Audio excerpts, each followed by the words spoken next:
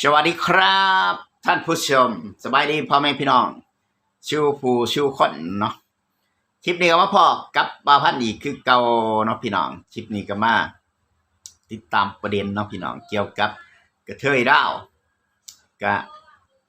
ฝ้าวนี้ข้ามประเทศเพื่อเอาชีวิตรอดหลังจากที่โพสต์ลงใน Facebook TikTok กะหลายคนเขาเจ้ากับหาว่าไปดูถูกผู้เสียชีวิตบ่ให้เกียรติหรือว่าไปเยาะเย้ยครอบครัวเขาเจ้าอีหยังประมาณนี้ก็เลยเฮ็ดให้พี่น้อง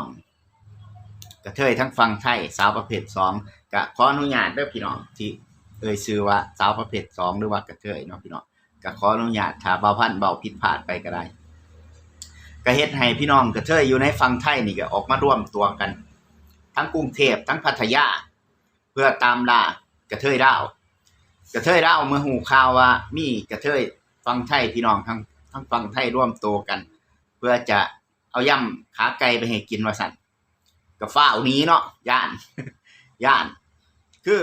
บ่าวพันธุ์จะบอกให้เด้อพี่น้องกระเทยทั้งฝั่งไทยนี่บางคนเพิ่นนี่ผ่านการฝึกผ่านการนั่นพุ่นเด้ไปเกณฑ์ทหารเป็นทหารนี่หยังก็ยังมีเด้เพิ่นบ่แม่นกระเทยอ่อนแอนคือกระเทยลาวเด้โมเมนต์กระเทยแอบแบลกระเทยอ่อนแอนคืออยู่บ้านเฮาเด้บ้านเพิ่นนี่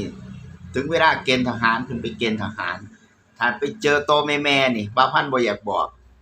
เผลอๆจักแม่นสิโดนอิหยังย่ำขาไก่หรือว่าอาจจะโดนยัดใส่อิหยังประมาณนั้นน่าจะครบเบิด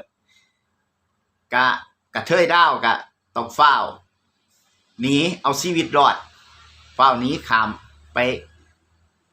ซบอยู่ประเทศเจ้าของอยู่ประเทศลาวโอ้ยจะแม่นหนีไว้เนาะคนอีหยังคือมาเป็นแนวนี้เนาะพี่น้องเฮาก็เป็นคนประเภทนี้อยู่แล้วนะเป็นหยังจังมา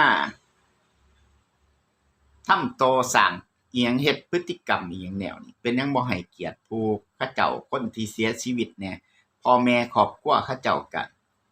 อันนี้พอแห้งนะเสียใจเสียนี่พอแห้งนะบัดนี้เฮาสิออกมาโพสต์สิออกมาหาสิแตกอีหยังแนวนั้นมันบ่แม่นเรื่องแม่นดาวแหมทั้งที่บ่แล้วก็บ่ได้รู้จักกับผู้เสียชีวิตอีกแล้วก็บ่ได้อีหยังแต่สาวกระเทยลาวนี่ก็บอกว่าเจ้าของน่ะบ่ได้มาเฮ็ดงานอยู่ในประเทศไทยเพียงแต่มาเที่ยวซื่อๆว่าซั่นมาเที่ยวมาอาศัยอยู่นำแฟนว่าซั่นแต่แฟนนางจักแม่นคนต่างชาติบ่หรือว่าคนไทยก็บ่ฮู้เบิ่ง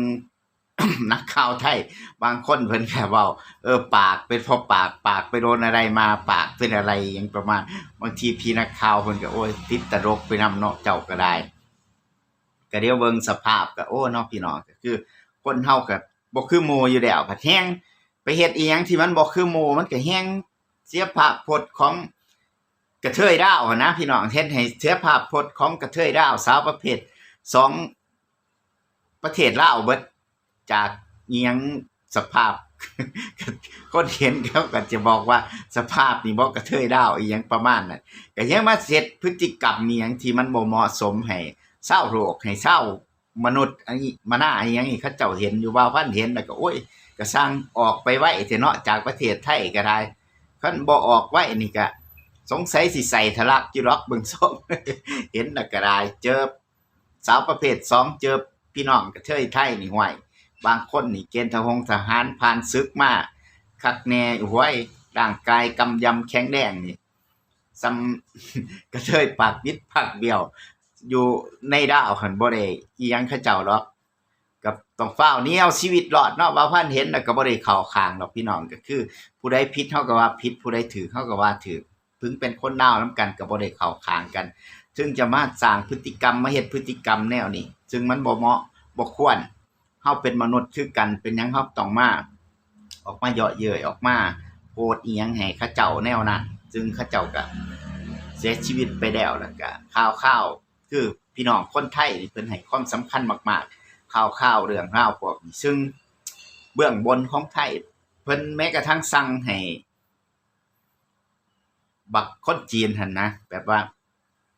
บ่ให้มันมีชีวิตอยู่รอดนะบางสิ่งบางอย่างมันก็เว้าออกทั้งช่อง YouTube บ่ได้เนาะพี่น้องบางทีมันแรงเกินไปมันอาจผิดกฎ YouTube อิหยังประมาณนี้ก็เห็นแล้วก็โอ้ยคนลาวเฮา ก็อิหยังมันก็เป็นข่าวออกมาอยู่เรื่อยๆณปัจจุบันนี่ก็ออกมาอยู่เรื่อยๆคนลาวมาจังซั่นจังซี้อิหยังจริงๆแล้วมันก็เมื่อยใจเนาะพี่น้องเมื่อยใจเห็นคนบ้านเฮามีพฤติกรรมแนวนี้มันก็เมื่อยใจบัดนี้มันก็จะเฮ็ดให้